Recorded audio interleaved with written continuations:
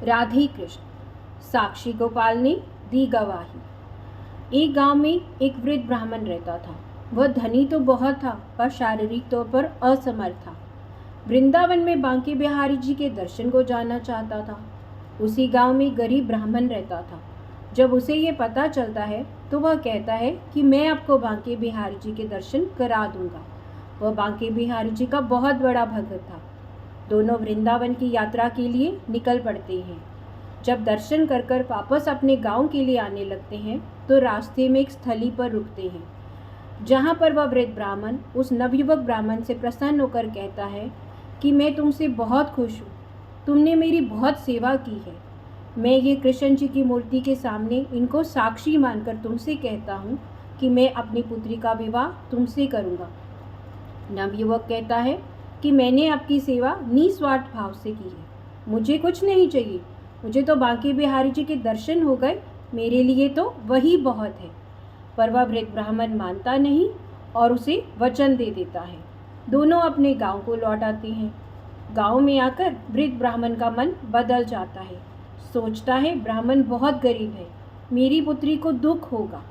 कुछ दिन बाद वह गरीब ब्राह्मण वृद्ध ब्राह्मण के पास आकर कहता है कि आपने वचन दिया था कि आप अपनी पुत्री का विवाह मुझसे करेंगे, तो अब विवाह कर दीजिए। वह वृद्ध ब्राह्मण मुकर जाता है, कहता है मैंने ऐसा कोई वचन नहीं दिया। नवयुवक ब्राह्मण पंचायत के पास जाता है और जाकर गुहार लगाता है, तो पंचायत कहती है कि अगर कोई साक्षी हो तो ले आओ, हम इस कन्या का विवाह तुम्हारे साथ ज़रूर करा देंगे। वह गरीब ब्राह्मण वृंदावन की तरफ चल पड़ता है, क्योंकि वह जानता था कि भगवान कृष्ण साक्षी हैं। जब वह उसी स्थली पर पहुंचता है तो जाकर कृष्ण जी की मूर्ति के आगे कहता है कि वह वृद्ध ब्राह्मण तो मुकर गया, कहता है कि मैंने कोई वचन नहीं दिया, आप मेरे साथ चलिए, आप मेरे साक्षी बनिए और जाकर पंचायत में गवाही दीजिए कि उस ब्राह्मण ने कहा था। तो मूर्ति बोलती है कि मूर्ति चल नहीं सकती। तो वह ब्राह्मण कहता है अगर मूर्ति बोल सकती है तो चल क्यों नहीं सकती।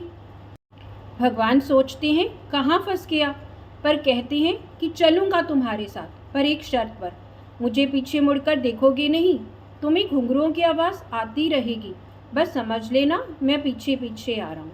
वह ब्राह्मण मान जाता है और दोनों गांव की तरफ चल पड़ते हैं।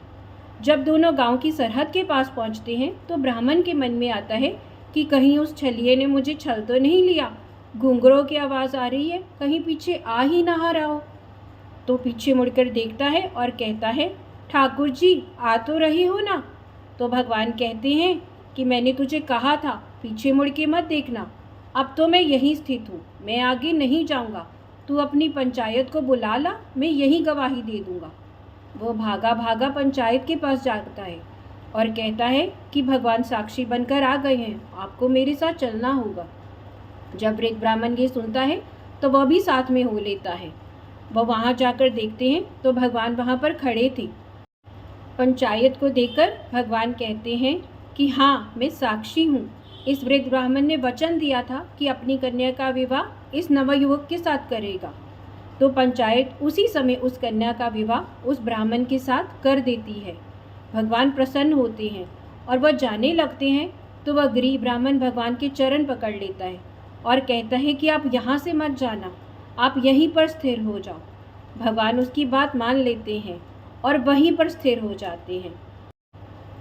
साक्षी गोपाल के नाम से आज भी वह मंदिर उस गांव में स्थित है। प्रेम से कहें राधे राधे।